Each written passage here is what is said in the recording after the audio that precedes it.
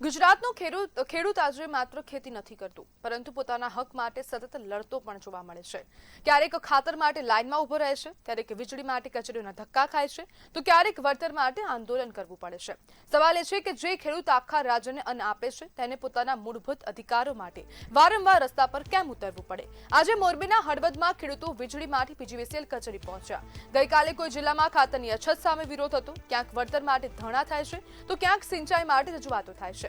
જાણે ખેડૂતનું જીવન હવે ખેતી કરતા વધુ લડતમાં પસાર થવા લાગ્યું હોય। ખેડૂતની સૌથી મોટી મૂડી સમય છે। પાકને જે દિવસે પાણી જોઈએ તે દિવસે જોઈએ જ છે, અને તે દિવસે મળવું પણ જોઈએ। ખાતર જે સમય જોઈએ તે સમયે જ મળવું જોઈએ। ચોમાસુ સિઝન હોવાથી ખેતરોમાં મગફળી અને કપાસના પાક તૈયાર થઈ રહ્યા છે, જેમાં પિયતની વધુ જરૂર હોય છે। બીજી તરફ વરસાદે પણ વિરામ લીધો હોવાથી તકલીફ પડી રહી છે। ખેડૂતો સંપૂર્ણપણે વીજળી અને પિયત પર આધારિત બની ગયા છે, અને તેવા જ સમયમાં મોરબીના હળવદના ખેડૂતોને હવે વીજળી નથી મળતી। ખૂબ ઓછા વોલ્ટેજની વીજળી મળી રહી છે, તેના કારણે ખેડૂતો ખૂબ મુશ્કેલમાં છે, અને ખેડૂતોનું સ્પષ્ટપણે કહેવું છે કે જે ઓછા વોલ્ટેજ આપવામાં આવી રહ્યા છે તેના કારણે પાકને નુકસાન જશે, ખેડૂતોની આવનારી પૂરી સિઝન ફેલ જશે તેવા પણ એંધાણ હવે વ્યક્ત કરવામાં આવી રહ્યા છે। કારણ કે રાજ્યનો ખેડૂત હાલ દરેક વસ્તુ માટે પોતાનો ભોગ આપવા માટે ક્યાંક ને ક્યાંક મજબૂર બન્યો છે।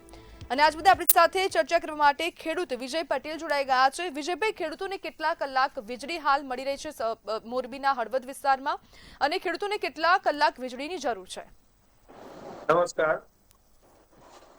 હવે અત્યારે આજે જ જીવીબીમાં ઇંગોરાળા, કુલી, અજીતગઢ, ટીકર ત્યાંના ખેડૂતોએ હોબાળો મચાવ્યો હતો પીજીવીસીએલ ની કચેરીએ, જે અમારે આંકડેશ્વર કરીને ફીડર છે, એમાં છેલ્લા 5 દિવસ થયા સાંભળજો, કોઈ જાતનો પાવરનો કોઈ વિષય નથી। હેલ્પરોને ફોન કરી સાહેબોને કોઈ કોન્ટેક્ટ ન થાય, હેલ્પરો આવે ને વળી જતા રહે।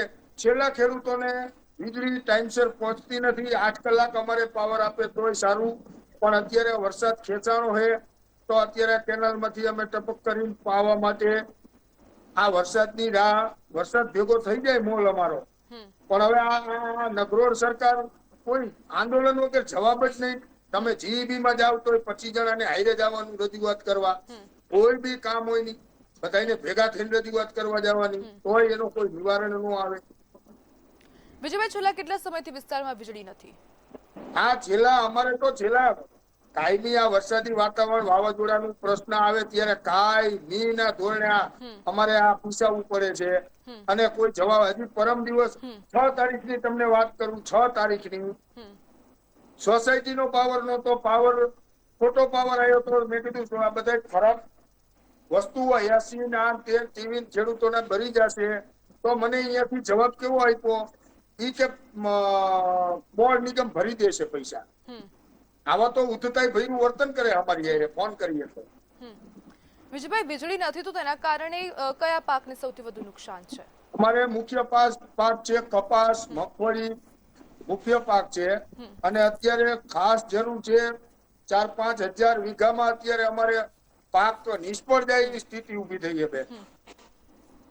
વારંવાર રજૂઆતો કરું છું છતાં પણ નિરાકરણ કેમ નથી આવતું? ઉચ્ચ અધિકારીઓને રજૂઆત કરી?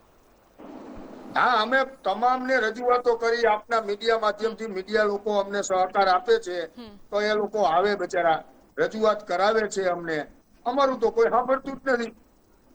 ખેડૂત એટલે બચારો બાપડો, પણ હવે એ સિસ્ટમ બચારો બાપડો ની રહીને એ તો કઢાવી જ નાખવી છે હવે ટૂંક જ સમયમાં, કે ખેડૂત તમારો બાપ છે, સરકારનો બાપ છે ખેડૂત, એવું અમારે સાબિત કરાવવું છે ખેડૂતોએ ભેગા થઈ।